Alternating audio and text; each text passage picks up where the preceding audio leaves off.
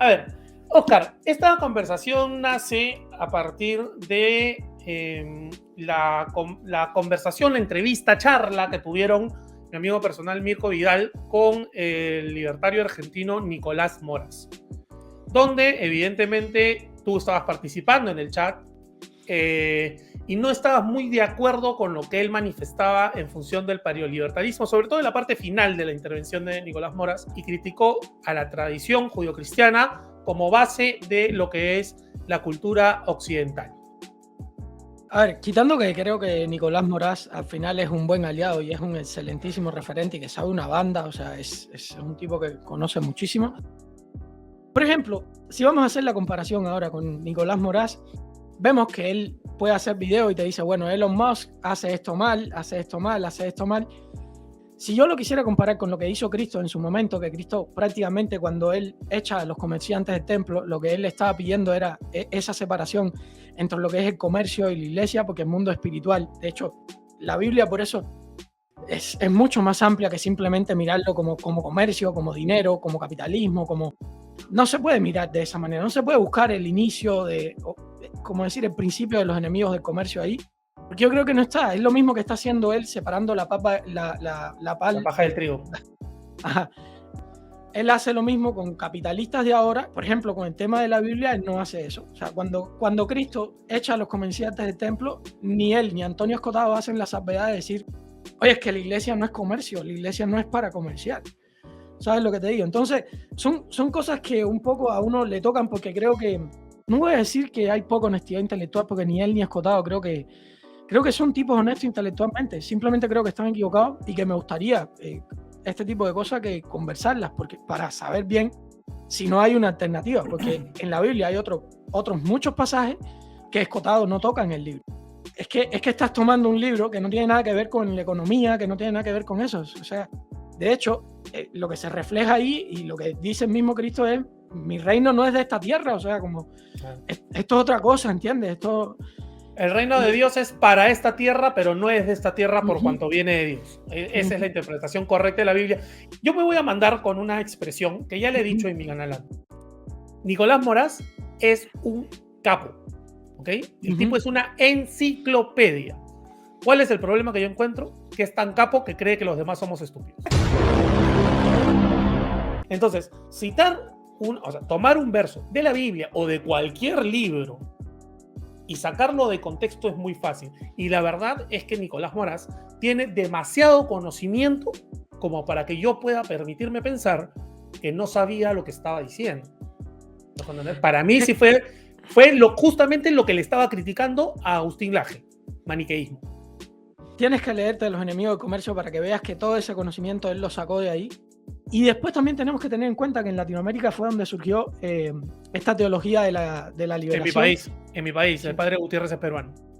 Que ahí sí entonces le tengo que dar una parte de razón, ¿no? A lo que ellos dicen, pero ya eso yo creo que es casi que un movimiento comunista, o sea, casi que un movimiento marxista. Sí, eso es comunismo dentro de la iglesia. Yo no sé si conoces este libro, Oscar, se llama Dios nos hizo libres de Gabriel Essen. No, que habla de la relación del cristianismo y el liberalismo. Entonces, ¿por qué lo traigo a colación? A mí me parece maravilloso, los seguidores de mi canal ya saben, he hablado de este libro 20 veces. Pero ¿por qué lo traigo a colación? Porque sigo asociado a esta discusión que hubo, o esta conversación que hubo entre Mirko y Nicolás, que, a ver, a mí como creyente, yo soy católico, no sé si tú, yo soy católico. No, yo no soy católico. Mira, no eres católico y conoces la Biblia, o sea,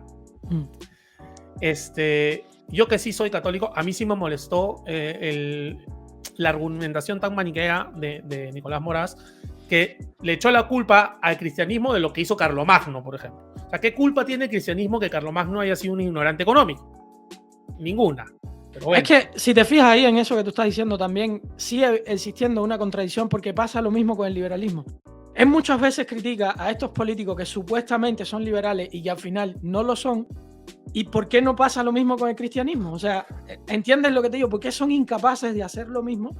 O sea, con una cosa sí te sirve decir, no, mira, acá están los ideales reales y acá está lo que hace el hombre. Que de por sí el hombre es un cabrón. O sea, somos tan buenos como tan malos, capaces de lo mejor y de lo peor. Y nuevamente con eso que tú estás diciendo estoy completamente de acuerdo. O sea, estás acusando de una cosa a la iglesia y por otro lado después cuando pasa con el liberalismo dicen, no, es que estos no son los verdaderos liberales. Bueno, es que esos no eran tampoco verdaderos cristianos. Y ya está.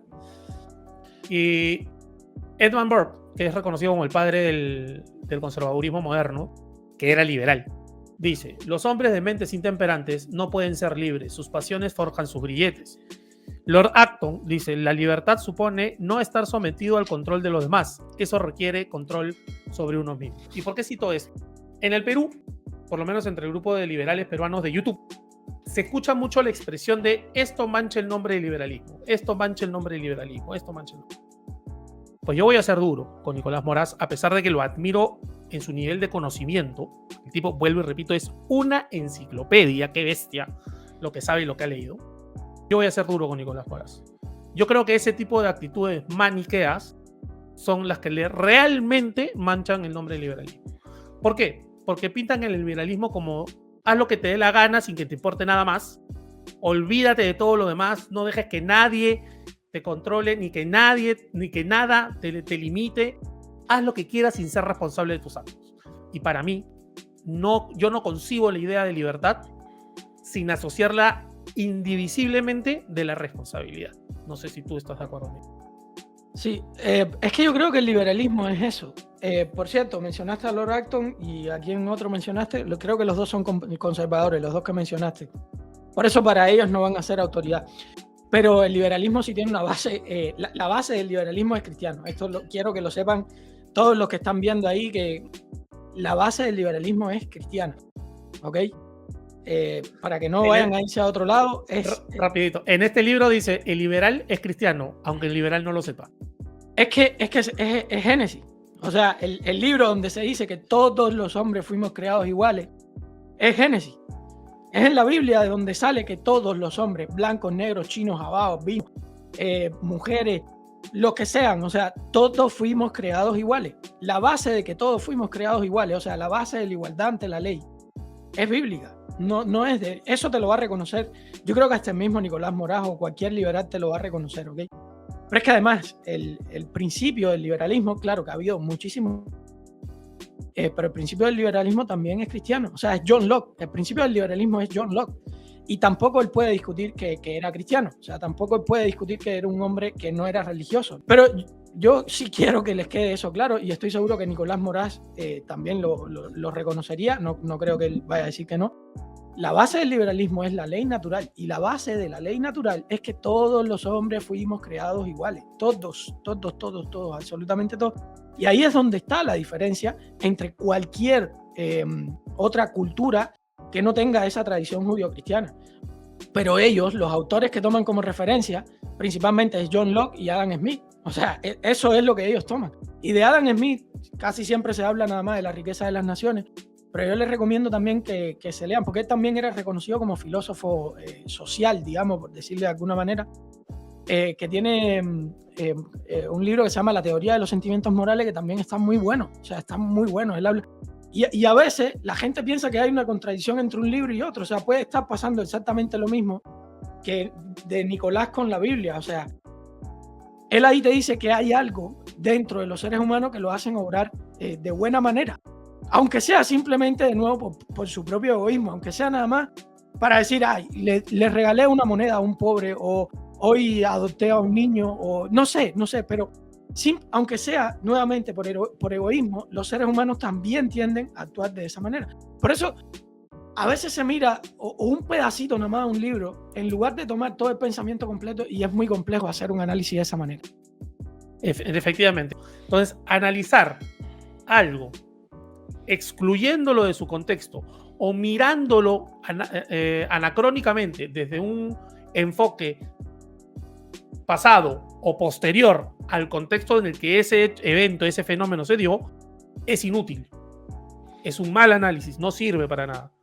Porque todo tiene que ser analizado en función del contexto de cómo se dio el fenómeno.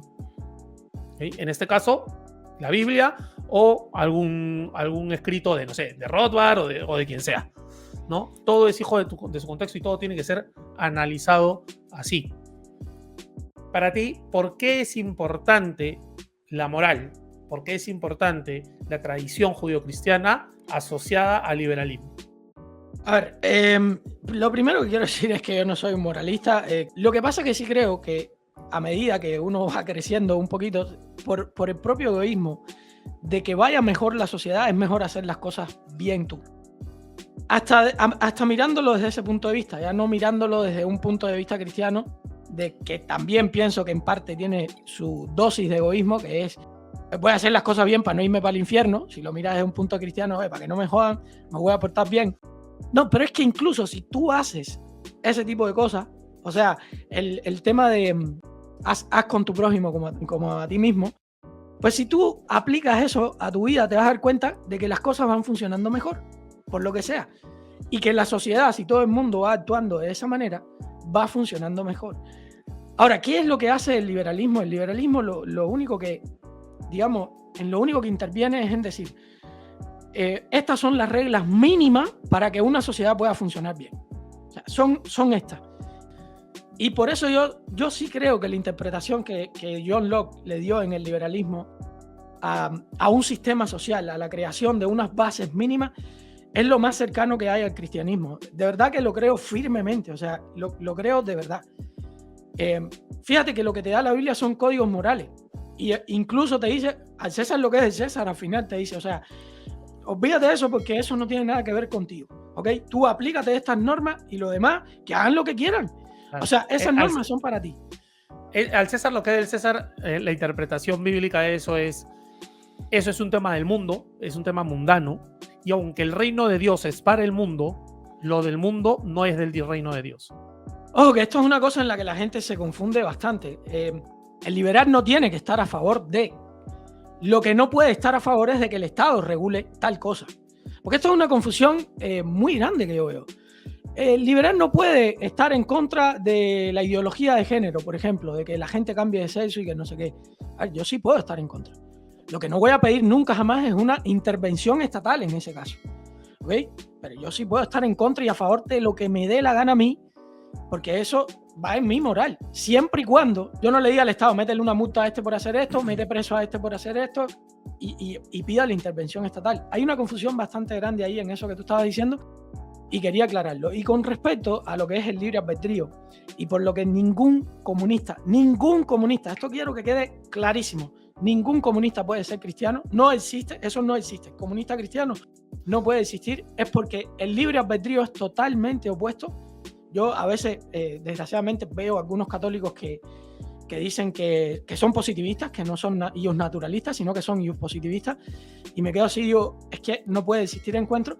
Es porque la oposición del libre albedrío es precisamente el determinismo.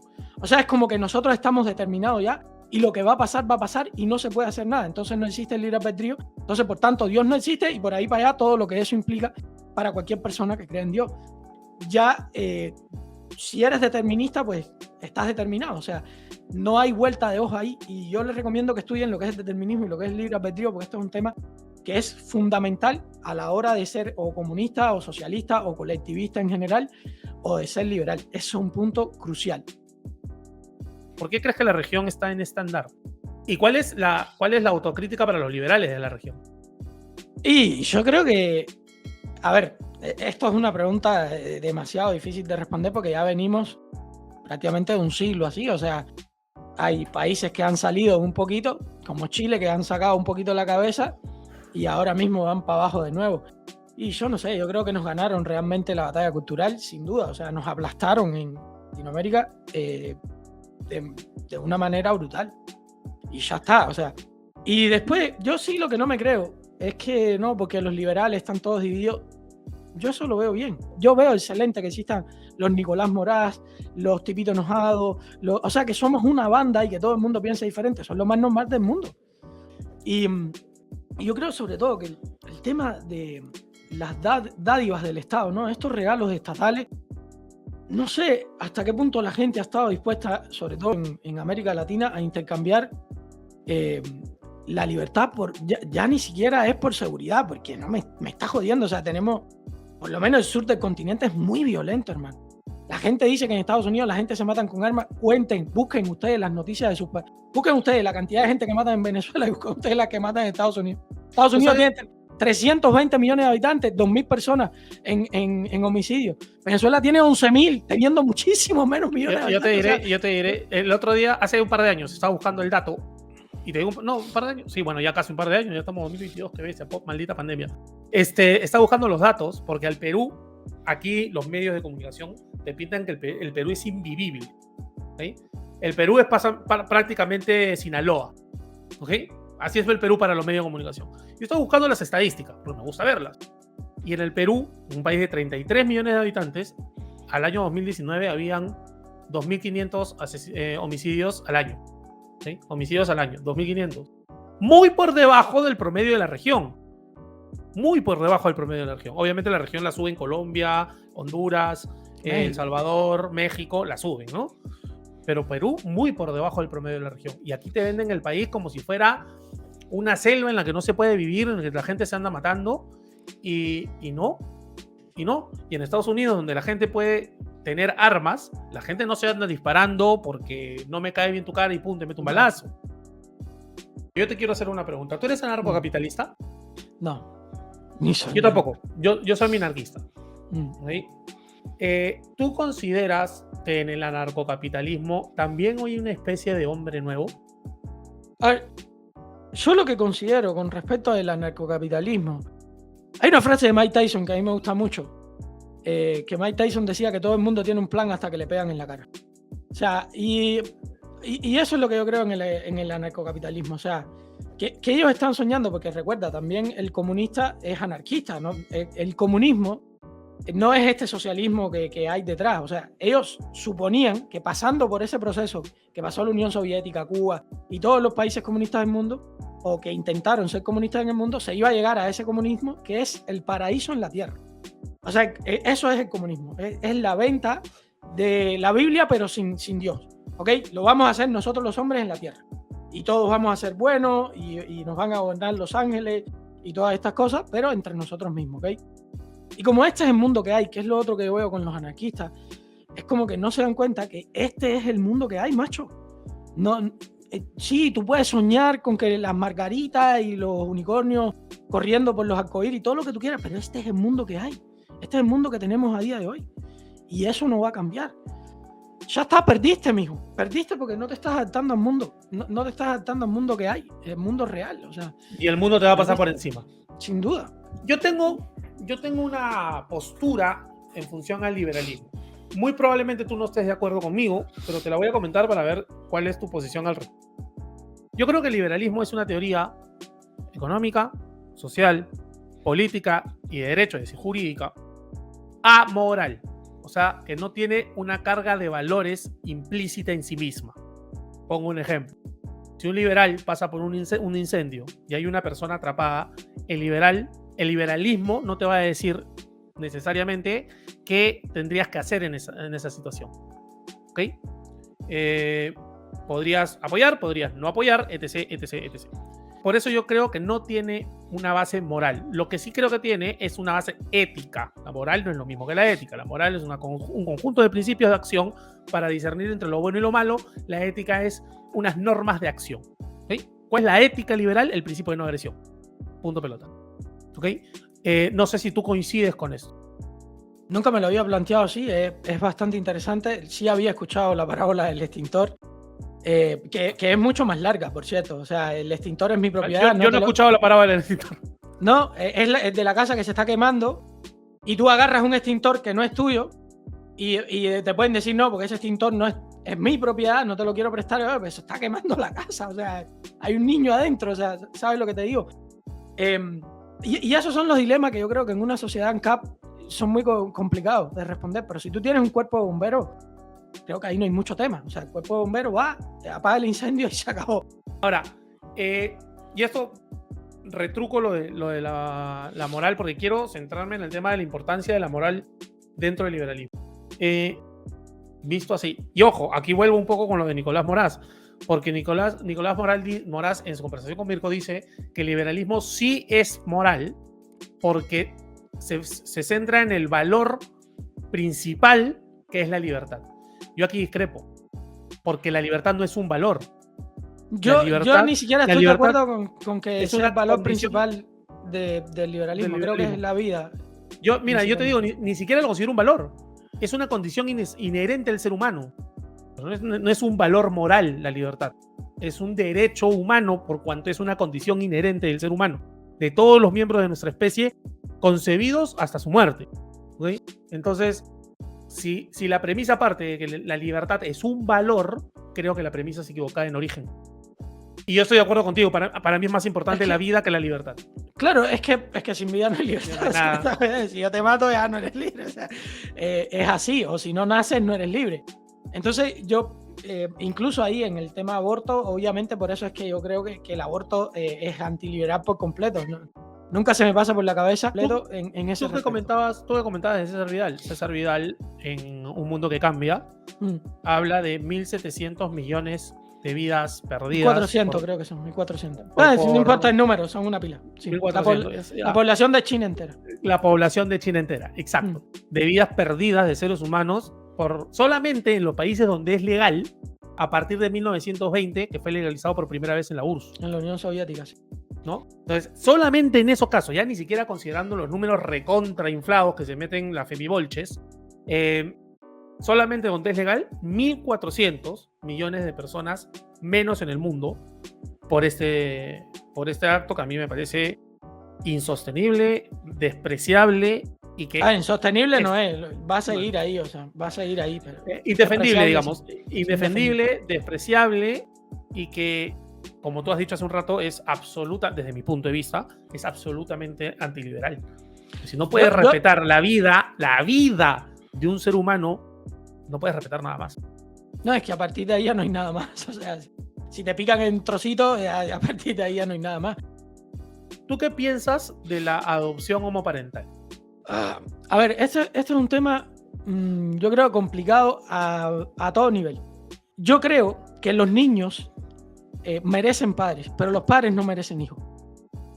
Por ejemplo, hace poco, que por eso es que tengo un gran debate con eso, se dio el caso de que con todo esto de la pandemia hubo problemas familiares en todos lados, la gente perdió empleos, no sé qué, no sé cuánto, y se quedaron, si no me equivoco fue en Ucrania, no me acuerdo en qué país, Ucrania creo que fue, si no me equivoco, no sé cuántos niños tenían edificios con hospitales dedicados a los vientres de alquiler, y no sé cuántos niños sin familia botados, tirados por ahí. ¿Por qué? Porque el padre o los padres querían tener un hijo que después no pudieron sostener, y los niños se quedaron tirados, ya sea por problemas económicos, ya sea por problemas de locomoción, o sea, de transporte, ya sea por problemas de un montón de cosas. Nuevamente, pienso yo que no debe ser el padre el que merece el niño, sino el niño el que merece en su momento un padre. No digo que no hayan personas homosexuales que no puedan criar muy bien a sus hijos, o sea, no lo dudo. O sea, sigo pensando que los niños merecen a los padres y los padres no merecen a los hijos, pero de todas maneras estas cosas van a pasar y por tanto el Estado no tiene que intervenir en esas cosas. Normalmente la adopción, antes, y yo creo que la iglesia ha perdido una cantidad de terreno en estas cosas terribles, los niños se dejaban en las puertas de las iglesias, ¿ok? Y la iglesia daba al niño en adopción a quienes ellos entendieran que iban a ser los mejores padres. Como yo no creo que el Estado tiene que intervenir en eso, yo creo que hay instituciones que deberían, si yo pudiera en algún momento, yo lo hiciera, yo crearía una institución nada más para recibir niños huérfanos, ¿ok? Y a partir de ahí soy yo quien decide a quién le doy al niño y hago visitas regulares a ver qué es lo que está pasando y qué no sé qué, pero el Estado creo que es quien no se tiene que meter en eso. Y si las iglesias no tienen las instituciones y es el Estado el que está metido en el medio, pues el Estado le va a dar los niños a quien el Estado entienda conveniente. Así que al que no le guste que el Estado le dé los hijos a parejas homosexuales, por lo que sea, porque tienen algún problema con la gente homosexual o por lo que sea, hermano, créese usted entonces una institución para adoptar niños y usted mismo encárguese de vigilar todo y ver todo cómo se hace. Ese es el gran problema que veo. ¿Cuánto terreno ha perdido la iglesia con respecto al Estado? Ahí es donde está el problema entonces. El matrimonio. El matrimonio, por ejemplo. Yo con el matrimonio tengo yo creo que el matrimonio es entre dos personas, no tiene que estar metido ni la iglesia, ni el Estado, ni tiene que estar metido nadie. Entre dos personas. Es un contrato entre dos personas. Esa es mi posición. Mi posición, ¿sabes cuál es? Hay algo, no sé si se llama igual en Cuba, no creo, pero en Estados Unidos, que es la unión civil. Yo creo que el Estado debe estar fuera del matrimonio. O sea, ¿por qué permitimos como sociedad que el Estado se involucre en la esfera más privada de la gente, que es decidir con quién unir? ¿Ok? ¿Qué pasa? Cuando el Estado interviene en el matrimonio y lo llama matrimonio, otorga derechos a los casados aceptados por el Estado, otorga derechos, que en realidad son privilegios. ¿Ok? Considero yo que el Estado debería salir de esa esfera privada de la gente, que todo el mundo debería tener unión civil contractual, todos, el que quiera, si quieres con tu perro es tu problema, no es el mío. Sin duda. ¿Ok? Y así evitas la cantaleta de los derechos igualitarios. Porque si nos seguimos inventando derechos en función de que este grupo o este grupito o esta particularidad, y nos inventamos derechos a todo, al final nada es un derecho en realidad. Desvirtuamos el concepto de derecho. Y yo como creyente considero que el matrimonio es de Dios. El matrimonio como institución es de Dios. Punto. Lo demás, júntate con quien quieras. Y sí tienen que tener el privilegio de decidir sus temas patrimoniales, sus temas de acuerdo, de que si se divorcian, cómo se divorcian, y si me pongo mal, si me desconecta o no me desconecta. Eso, el papel lo aguanta en un contrato. No necesitas la intervención. Yo es que no veo ni siquiera mucho. Yo creo que hay mucha complicación con eso y sobre todo los conservadores han hecho mucho lío con esto. O sea, bro, ¿a ti qué te molesta que el matrimonio? Claro, lo que no puedes obligar a una iglesia, que es una institución particular, a casar a gente que ellos no quieren casar. Que hay iglesias que casan homosexuales, quiero decírselo, hay iglesias católicas aquí en Estados Unidos que casan homosexuales. Tú lo que no los puedes es obligar a hacerlo. Eso es lo que no puedes obligar. Pero a mí que se casen la gente por el Estado. A mí, de verdad, te lo digo con estas palabras, me la suda, realmente. ¿Okay? Entonces, yo creo que la gente en ese tema como que ha enredado mucho la pita y han buscado, no, porque el matrimonio y le quieren dar una justificación y no sé qué. Bueno, si se quieren casar, que se casen. ¿A ti qué más te da? ¿Qué opinan de la eutanasia? Eso también es interesante. Sí, otro problema que tengo con Rayo y con muchos liberales. Para mí, ni a nivel moral ni a nivel estatal debería estar permitida la eutanasia, porque incluso creo que es como, ¿por qué otra persona tiene que hacer algo que puedes hacer tú mismo? No sé, yo es que eso no lo entiendo. El que lo quiera hacer, que lo haga. Que se compre, no sé, lo que sea, se lo tome y ya está, chao, fuiste. Y ya está. Pero no entiendo por qué en un hospital tiene que haber ese servicio. A mí no me parece. Es un tema espinoso, picante, y es complicado. Y hay muchos temas del liberalismo que son complicados. Las drogas, por ejemplo. Estamos de acuerdo con que deberían ser despenalizadas porque el narcotráfico ha vencido en todo el mundo, ¿ok? Pero es inviable. A mí me parece inviable la despenalización de las drogas. A mí no. Pero no, yo creo que es un negocio tan grande que por eso es que es inviable. El día que Perú diga, ¿sabes qué? Aquí se legaliza todo, Estados Unidos nos cierra la puerta, chau, se acabó el comercio con Estados Unidos y pero por eso te digo, porque hay tantos intereses por detrás que entonces ahí es donde está, pero son intereses de potencia, ¿sabes lo que te digo? Es una cantidad de plata por detrás. Con el tema de las drogas, yo sí no tengo duda de que la despenalización es lo mejor que puede pasar y que no va a pasar porque es un recontranegocio. Es un recontranegociazo. Yo lo que sí te puedo decir que en Estados Unidos, por ejemplo, en un principio, cualquier droga era permitida y todo era permitido y la gente no andaba muriéndose por la calle como te dicen que va a pasar. Porque la gente no es tonta tampoco, ¿sabes? O sea, la gente no es boba y tú le vas a enseñar a tu hijo los límites y todo esto y alguna vez lo van a probar. No, porque mi papá me dijo, esto es mal.